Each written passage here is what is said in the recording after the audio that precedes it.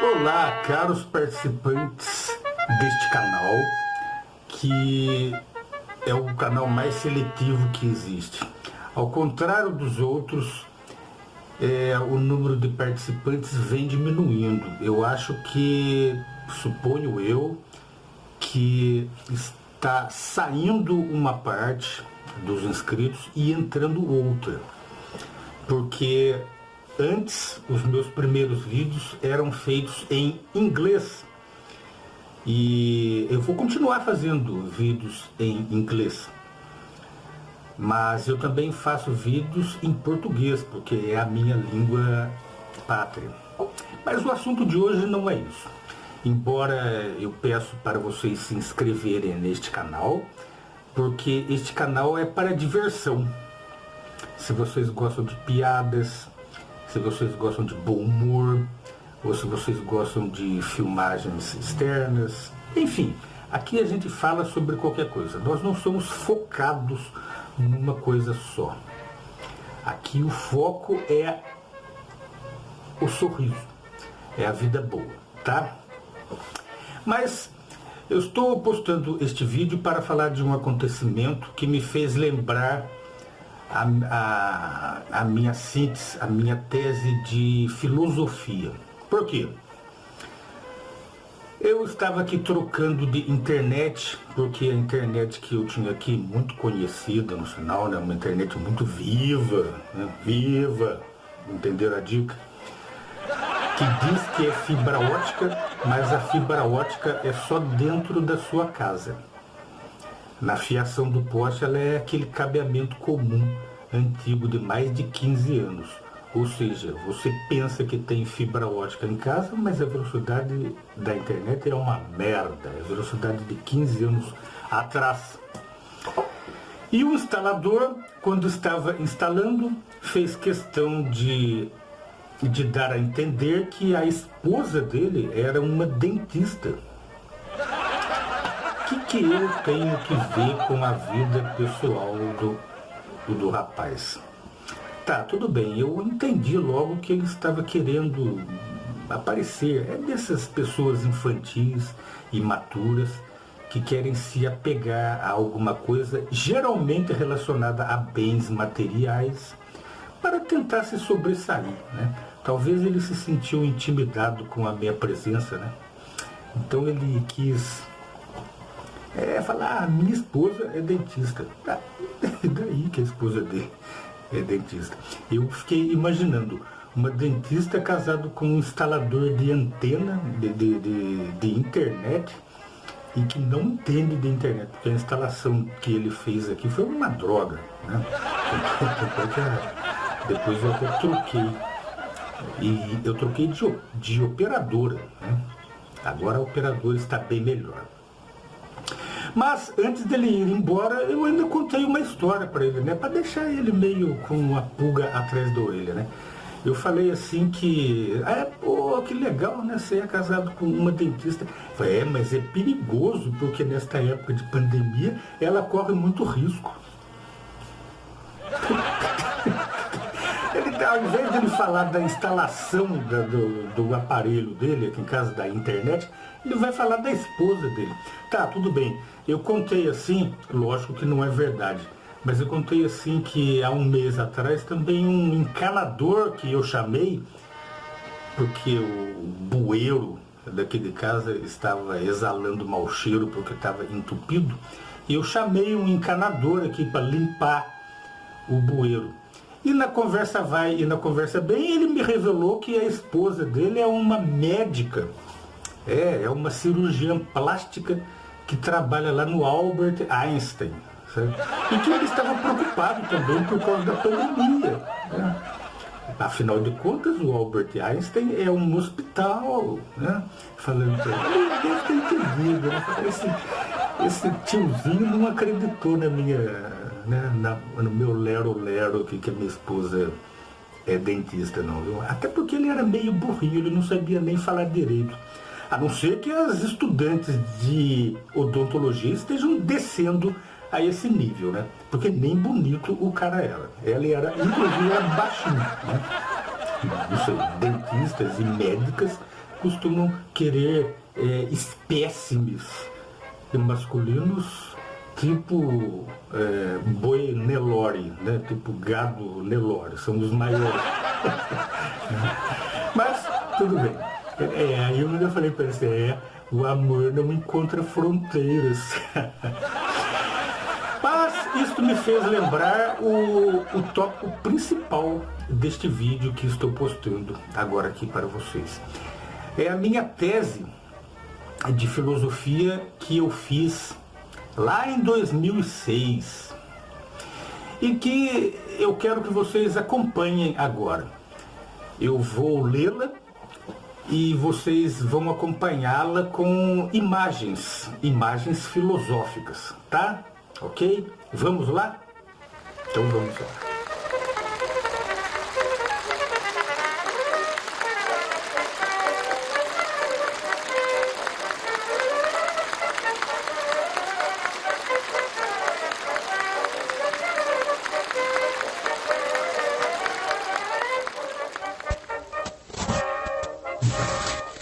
Minha tese de filosofia.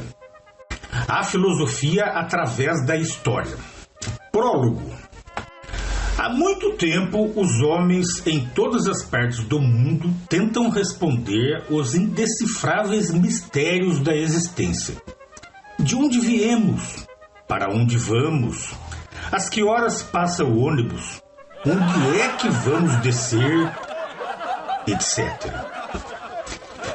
Viso nesta tese não responder a estas questões, o que é impossível, porque há 2000 anos tenta-se e ninguém consegue. Não serei eu a revolucionar a filosofia, mas vou ao menos dar uma luz, um início, talvez um empurrãozinho para uma, quem sabe, tese de doutorado de alguém que vai fazer mais tarde, quem sabe, né? Assim, vou fazer uma retrospectiva sobre a filosofia ocidental nos últimos 3000 anos que eu estudei. Como nasceu a filosofia? Tudo começou há mais ou menos 1000 anos antes de Cristo, na antiga Grécia, berço dos pensadores, cujas ideias eram em geral aceitas por todos, uma vez que não havia outras alternativas plausíveis. Os egípcios daquela época, por exemplo, só pensavam em ser enterrados em pirâmides, porque virou moda desde que o faraó Ramsés II liberou o paraíso para o povão. Sem ter o que fazer, porque os escravos faziam tudo, os aristocratas, discípulos de Aristócrates, que nasceu em 384 e viveu até 322 AC, gregos, membros da corte de Micenas e pensador oficial do rei Agamenon, ficavam nas tabernas, algo parecido com os botecos de hoje em dia, enchendo a cara de vinho e inventando explicações para o universo ao redor. A melhor explicação se tornava uma teoria. E ao seu criador rendia copos e mais copos de vinho. E por conta da casa. Por que por conta da casa? Porque chamava freguesia. Havia também a possibilidade de se ter razão. O aristócrata, que conseguisse um maior número de ouvintes, tornava-se um filósofo mestre. Quando um filósofo mestre chegava numa taberna, muitos lhe pagavam vinho, em troca de explicações plausíveis e palpites sobre possíveis soluções para suas mazelas diárias. Por exemplo, um perguntava: o que eu faço com a minha sogra, mestre? Ou: nos prove que a casinha do cachorro é melhor que a nossa cama. E entre essas e outras explicações. Aqueles que acompanhavam os mestres tornavam-se discípulos. O termo é do grego discípulo. É que quando se dava a desculpa daquelas perguntas que eu li antes, O grego falava assim: bem, vou dar um pulo ou pulinho até ali e já volto. Então, diz-se que é um pulo, depois foi aportuguesado para discípulo. Os primeiros filósofos mestres. O primeiro filósofo mestre que surgiu foi Heráclito, época desconhecida, que veio de Éfeso para passar uns dias, mas acabou se naturalizando grego. Heráclito dizia que tudo mudava. Explicava que ninguém e nada podia ficar parado, estático. Nem mesmo uma pedra era estática, porque através dos tempos essa pedra sofria transformações. A mudança podia ser rápida, como a mudança de humor de uma esposa, ou lenta, como no caso da pedra mencionada. Heráclito tomou muito vinho por causa dessa teoria.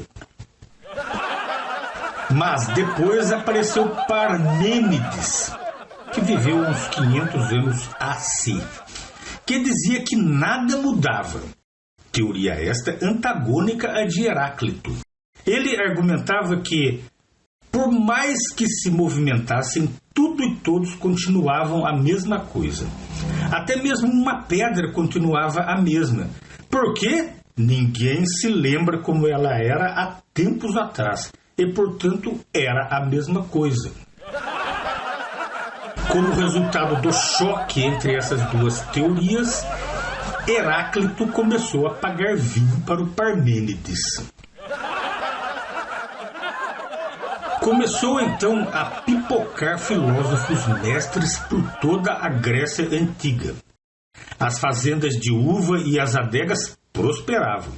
Começaram a aparecer os especialistas em vinhos e também os especialistas em propagandas. Um bom vinho proporciona uma nobre teoria, dizia Pitágoras, do VI século AC, criador da taça do vinho arredondada, inspirada em seus estudos sobre círculos e esferas. A competição entre os filósofos ficou feroz. Havia até aqueles que dispensavam o vinho em troca de apoio e de inscrição de discípulos. Mais tarde, outros mestres batizaram esta tática de dumping, termo deste do grego dou um pingo. Então, dou um pingo virou dumping, onde o mestre dava um pingo de suas teses de graça. O problema era que os discípulos viciavam e acabavam comprando depois, pagando caro às vezes e indo à falência. A filosofia ganha requintes. Em pouco tempo, a indústria da filosofia ganhava corpo. Tanto que acabou se tornando uma multinacional de origem grega, com várias filiais pelo mundo afora. Novos milionários surgiram, bastando para isso acrescentar algo na teoria própria ou proposta por outros, ou no local onde era explorado o novo conceito, ou seja, as adegas. No Império Franco, hoje França, por exemplo, o filósofo Charles Parmeson, também no VI século AC, introduziu um petisco para acompanhar o vinho durante os debates no seu bordeux, hoje conhecido como bar. O queijo.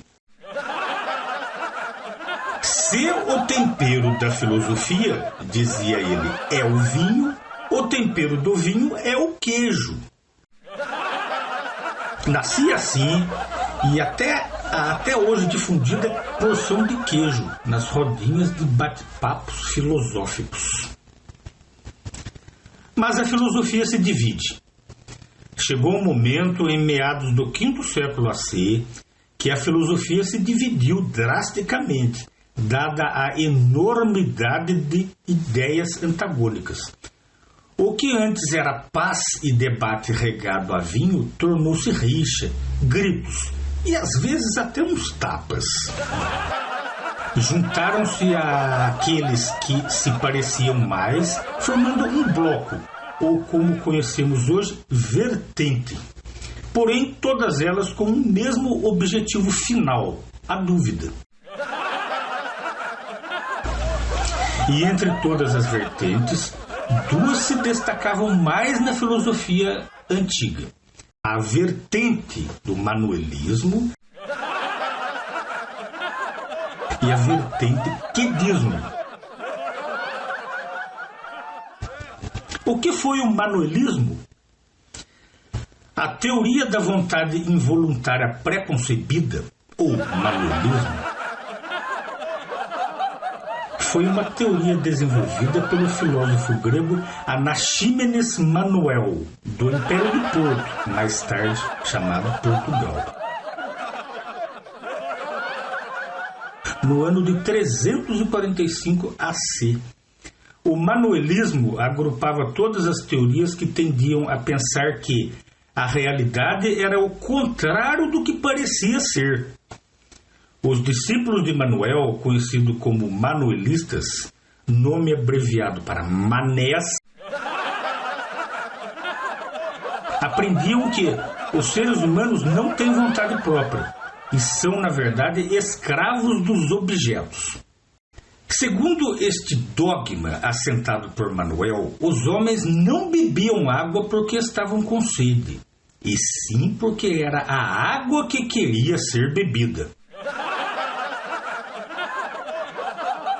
Ou, os homens não acendiam uma fogueira porque queriam se esquentar, mas sim porque eram os galhos das árvores que queriam ser queimados. Essa ideia era tão fortemente impregnada na mente dos manés que nem mesmo na hora de abandonarem seu mestre em favor de outro mestre, deixaram de pensar nisso. Usaram o princípio para julgar Manuel, seu próprio criador. Mas o que fez Manuel para merecer um julgamento? Em uma bela tarde, enquanto os manés pediam dinheiro nas ruas para a festa que queria ser festejada pelo Manuel na taberna esta noite. Este era o nome da festa. Manuel foi flagrado na cama com a esposa de um dos seus discípulos, que estava amarrada e com a boca amordaçada. Manuel tentou explicar que aquela esposa, como todo objeto, queria ser estuprada. Mas, segundo o relato histórico, Manuel foi linchado até a morte. Qual era a explicação? É porque não eram os discípulos que queriam linchá-lo, mas era ele que queria ser linchado.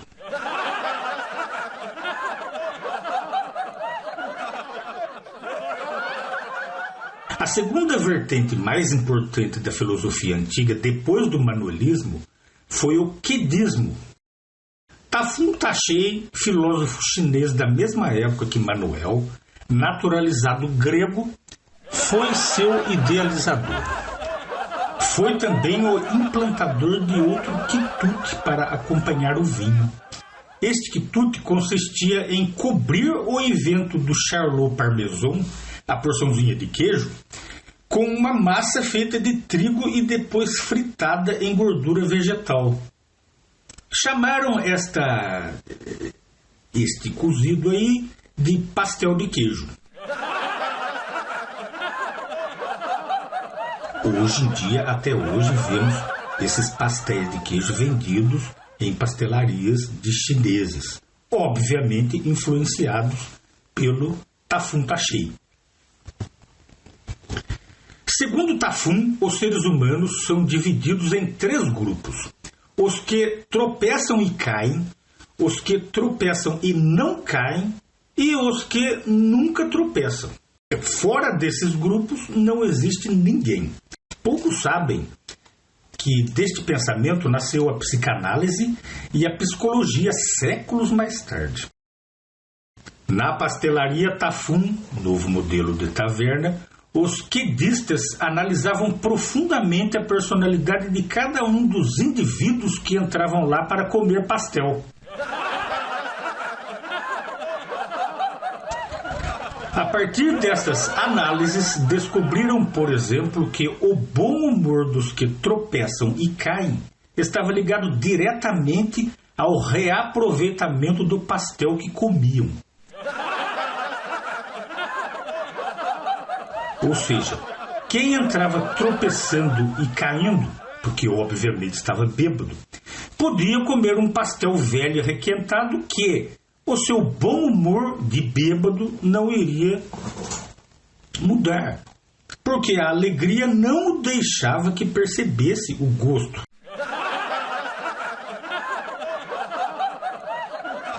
Já os que nunca tropeçavam, porque nunca bebiam vinho, eram os mais mal-humorados.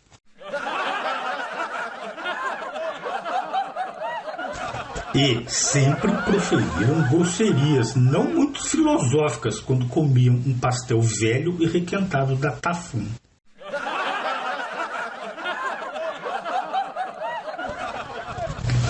O próprio Tafum estudava a fundo essas reações nos seres humanos, mas nunca chegava a uma conclusão definitiva. Vamos vender mais pastéis, é tudo que eu tenho a dizer no momento. Dizia, quando lhe cobravam alguma definição. E foi assim. Tafum morreu sem dizer a resposta, passou a pastelaria não para um dos seus quedistas seguidores, mas para o filho que ele teve com uma quedista.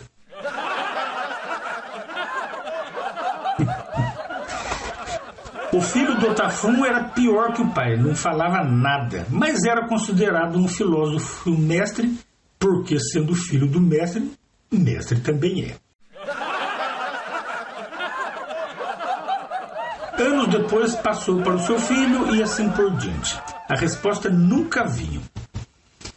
A teoria do quedismo perdurou até 1322, sem mudanças. Foi quando um filósofo bretão chamado John Paraqued teve que saltar da janela do quarto da vizinha, que ficava 5 andares de altura.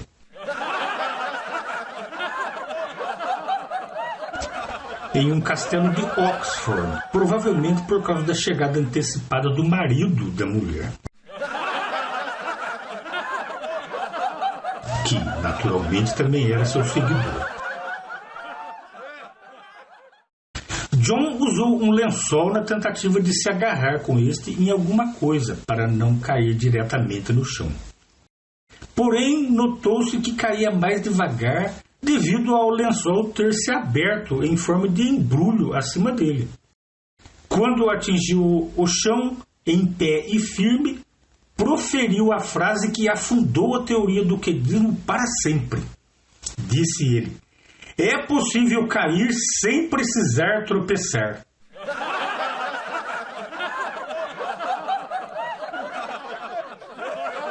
A filosofia, depois disso, tomou novos rumos. Com a expansão da humanidade pelo mundo afora, foram sendo conhecidos novos métodos de vida, o que influenciava o modo de pensar dos filósofos. Devido à falta de orientação, pois as vertentes principais haviam caído, surgiu o nadismo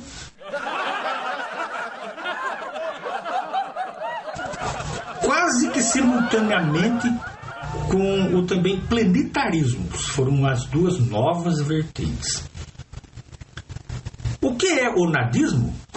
Os nadistas tiveram sua figura mais importante em Euristômandro. Joaquim Euristômandro, pensador grego deportado para Portugal, que antes era Porto e depois virou Portugal, por pregar que tudo era nada e nada já era nada mesmo. Por volta de 310. Ele se baseou na duração das antigas vertentes filosóficas que, apesar de durarem centenas de anos, já não era mais nada. Esta ideia acabou por confrontar todas as que estavam nascendo até então. Alguns perguntavam: será que meu viés filosófico vai terminar um dia? Como os outros, indagavam-se. Em vista da certeza de que tudo acabaria um dia, dedicaram-se a aperfeiçoar a degustação do vinho e da recém-descoberta cerveja pelos germânicos do Império Bárbaro. Até mesmo o vinho é nada, disse Joaquim. Aí já era demais. Esta frase lhe valeu a deportação para a Grécia, que também já não era mais nada naquela época. Um dia, Joaquim desapareceu da Grécia e nunca mais foi visto. Não sobrou nada dele, afinal ele também não era nada.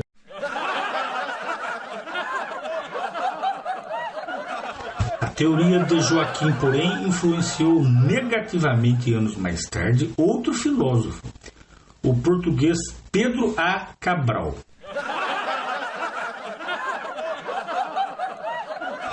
Cabral queria provar que havia coisas novas no lugar das que se tornaram nadas. Assim, no intuito de estudar as coisas ocultas das Índias da Ásia,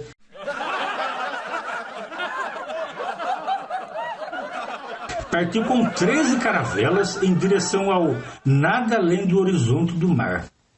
Navegou até encontrar nada de Índias, nada de coisa nenhuma, a não ser esta terrinha cheia de Índia barriguda e madeira para o Brasil do churrasco.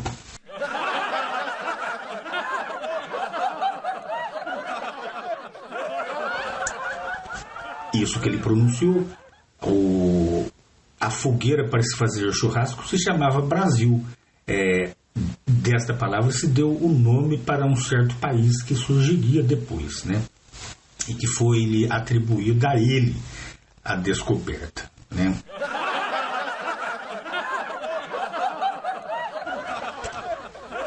Seu amigo Pero Vaz de Caminha Sem Parar escreveu para o rei de Portugal, Dom João VI de Ovos. Ele escreveu assim, ó: acabamos de descobrir o Brasil, o melhor Brasil de todos. Mandaremos via caravelas. E foi assim que começou a exploração das nossas madeiras aqui. Hoje em dia, o país não tem mais árvores e está havendo muitas queimadas nos dias atuais. Essas queimadas são apenas para disfarçar a exportação de madeiras que restam aqui no Brasil para outras partes do mundo, para que lá se faça o Brasil do churrasco.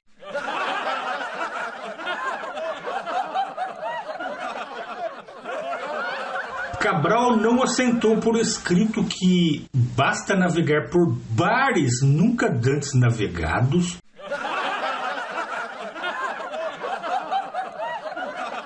que uma vez que as coisas novas também ficarão velhas. O nadismo, embora com outros contornos, contudo, retornaria séculos mais tarde. Falaremos disto mais adiante. O plenitarismo, que era a outra vertente nascida. Em reação ao negativismo do nadismo, estimulados por Leônidas Maria, filósofo espartano, diziam que era preciso preencher o vazio das nossas existências, para que, de alguma forma, a razão de viver sobrevivesse nas nossas obras. Maria dava total liberdade para seus discípulos escolherem o que quisessem fazer, mas desde que o fizessem na sua plenitude. Daí o termo plenitário. Foi disso que, bem mais tarde, surgiram os radicalismos, dando início à época das trevas, mais conhecida como Idade Medieval. Tudo passou a ser feito com mais rigor para se atingir a plenitude do feito. A Igreja, por exemplo, fortemente influenciada por esta filosofia planetária, passou não só a criticar ou ignorar os que foram contra seus dogmas, mas também a perseguir, matar e pilhar os que ela chamava de hereges nas suas famosas Guerras Santas e na sua famosa Inquisição. Até nas famosas tabernas gregas a coisa havia piorado. O que antes era rixa, discussão e às vezes uns tapas, agora começava com a porrada, para depois piorar.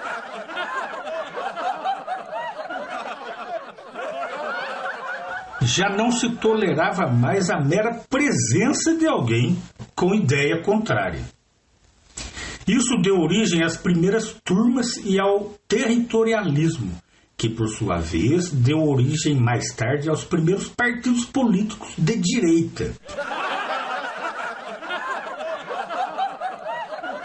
Com destaque para o filósofo Adolf Hitler, que nasceu no Império Austríaco séculos mais tarde, e criador de uma corrente filosófica que girava em torno da cerveja ariana no início do século XX. Mas antes de chegarmos ao século XX, a coisa já estava feia. Vamos ver. A violência já imperava na filosofia. Foi então que alguns filósofos hipócritas resolveram ressuscitar um poema de Xenófanes, que viveu entre 570 e 575 a.C. Hipócrates, em 1920, foi um pensador e agrônomo especializado em abóboras da Sicília.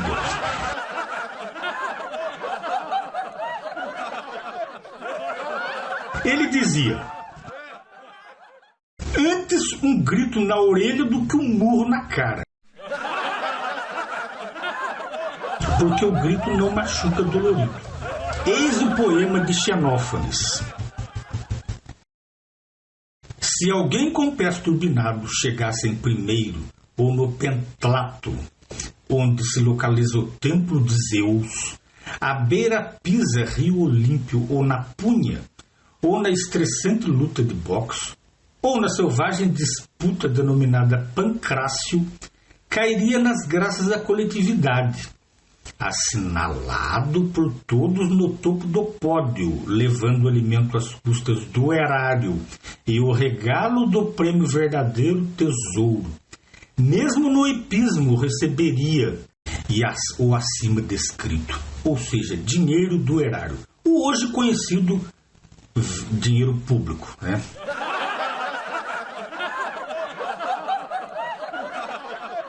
Sem o merecer como eu, músculos e equinos à força bruta ficam aquém da minha filosofia. Este hábito extrapola o razoável. É justo optar pela força em detrimento da boa sabedoria? Um representante do povo campeão de boxe, as no pentatlo, as no pugilato, expedito na pista, modalidade mais horrorosa que o uso da força nos jogos, não garante a polis um norte. Fugaz seria o prazer da cidade. Se um filho seu ganhasse na fímbria do Pisa, isso não sobe os sinos da polis.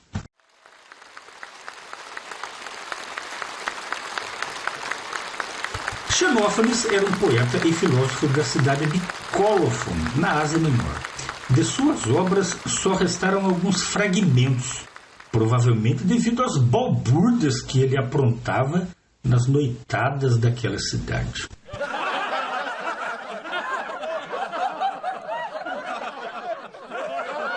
Na verdade, os hipócritas, cujas teorias não estavam mais colando para ganhar o porre da noite diária, queriam com isso escapar das bordoadas na hora que viesse a conta.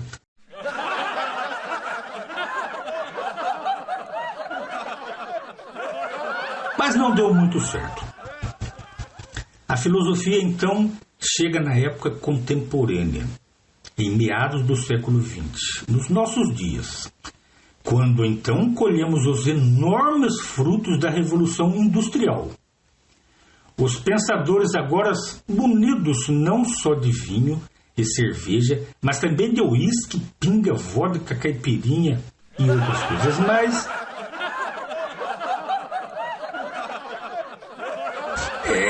Estas coisas viraram razões da filosofia.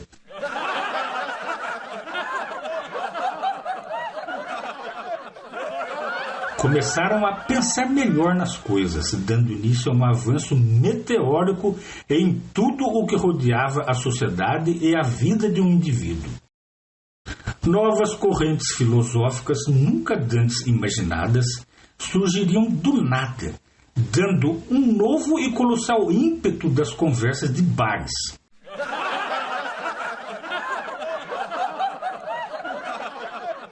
O problema é que agora qualquer coisa errada, uma pisada na sombra de alguém ou uma olhada de soslaio mal entendida era resolvida não na antes rixa e depois porrada, mas na bala.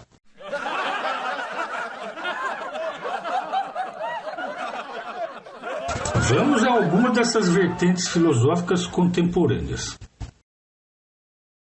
Purismo, a vertente filosófica mais moderna.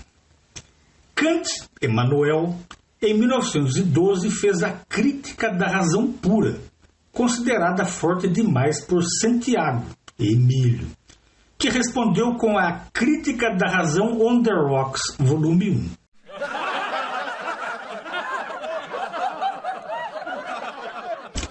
Mais tarde, Santiago também produziu a Crítica da Razão com Limão e Açúcar, volume 2. Nascia assim o purismo, em resposta à falsificação das bebidas que estava começando naqueles dias.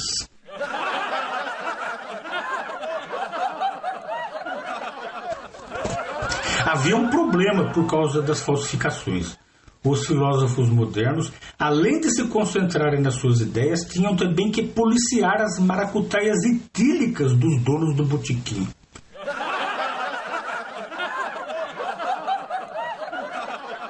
Em alguns lugares conseguiu-se, graças a uma fiscalização mais profunda, uma pureza maior nas bebidas. Foi nesses lugares que a filosofia purística realmente começou.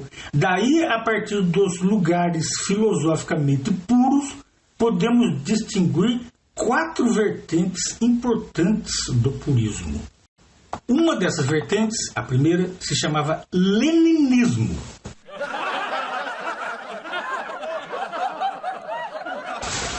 Que veio lá da União Soviética, que mais tarde se desintegrou na Rússia.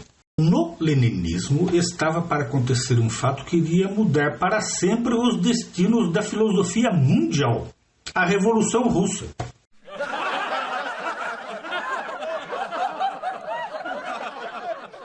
Mais conhecida pelo governo que a sucedeu como Guerra dos Bêbados Vagabundos, onde batalhavam os que não queriam fazer nada de um lado e os que, além de não fazerem nada, queriam se embriagar o tempo todo de outro, sendo esses últimos os leninistas. O leninismo não conseguiu se manter de pé porque se dividiu em 2, o lenismo e o ninismo. O lenismo, de Lennon, John, queria uma Rússia de paz, sombra e água fresca. Somente ainda não sabiam como conseguir isso sem trabalhar. Uma vez que ficar de papo pro ar fazendo nada é melhor do que ficar pensando em guerras. Como dizia um de seus expoentes, me caiu a vontade de trabalhar.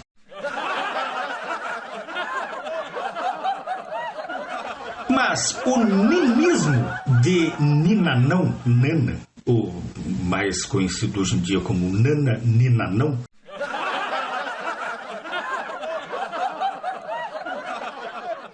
não queria nada disso, a não ser um copo de vodka e Yoko Ono. Estava armada a revolução. Daí veio Stalin, José, de estilo imediatista, e mandou matar todo mundo, introduzindo a teoria filosófica do stalinismo, que consistia na reunião de todas as outras filosofias juntas em um campo de concentração russo, mais conhecido por Gulag. Na Alemanha surgia então outra corrente filosófica, a vertente nazismo. Reuniram-se na Semana de Arte Moderna em Berlim os filósofos Kaiser, Heineken e o indiano Brahma,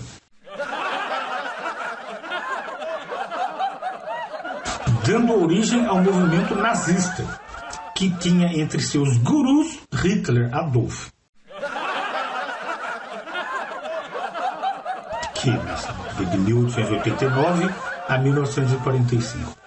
Este dizia que no mundo só podia haver uma cerveja só, a puríssima ariana. Assim, Hitler começou a invadir os vizinhos para destruir os alambiques deles. E não parou até que foi derrotado pela turma do stalinismo. O stalinismo era uma outra vertente filosófica nascida nos Estados Unidos. Stallone, Sylvester,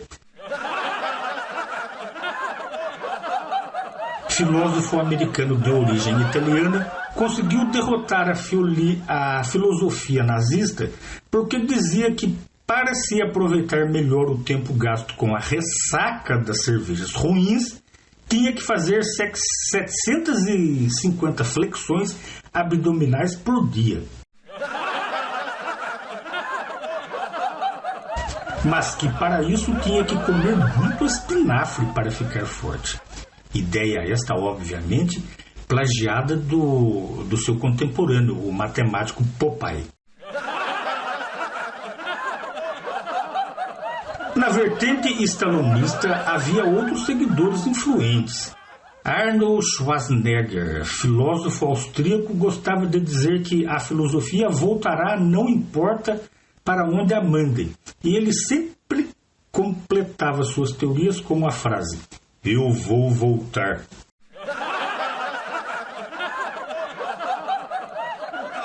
Van Damme era o inventor do murro em si mesmo, que depois, mais tarde, foi usada para os pedreiros portugueses.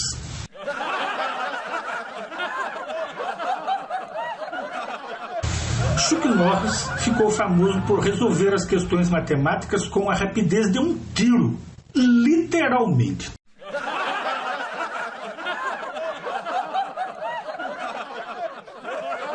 A filosofia chega então no Brasil. E no Brasil é a volta do nadismo. A milenar filosofia desembarcou finalmente aqui no Brasil, mas como tudo que acontece no Brasil, acaba se transformando com o jeitinho brasileiro. A filosofia também se transformou em filosofia brasileira. Em dias mais recentes, um filósofo brasileiro anônimo se manifestou contra essa transformação, que chamou de filosofia batizada.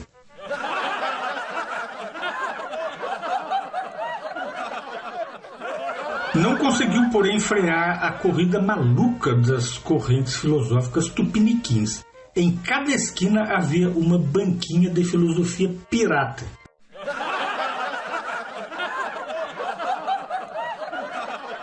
Todas vendidas a preço de banana e que não duravam nada.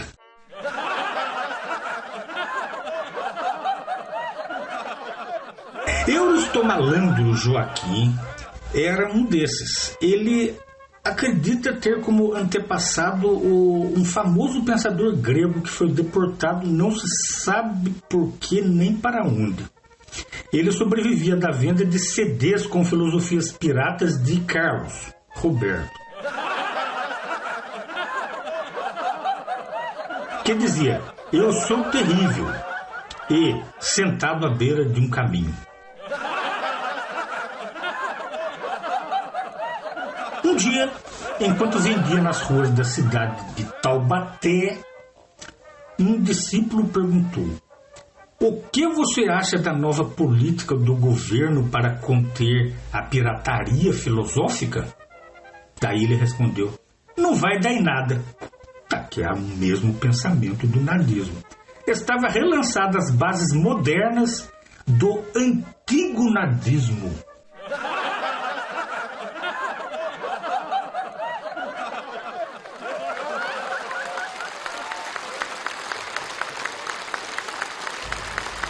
Bom, meus amigos, espero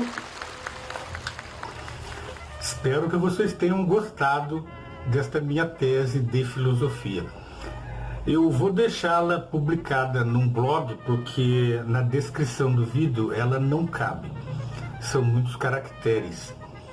Aí, se vocês quiserem lê-la depois, ela também está disponível nos anais da onde eu defendi esta teoria, né, que foi na faculdade de Massachusetts, lá no USA, tá bom?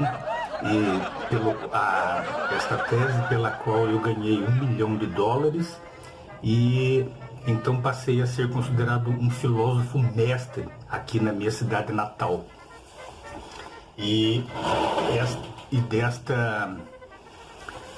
sendo eu um filósofo mestre, eu chego nas cantinas por aí e conto uma teoria qualquer e ganho muitos copos de vinho também. Por exemplo, a última que eu criei foi aquela...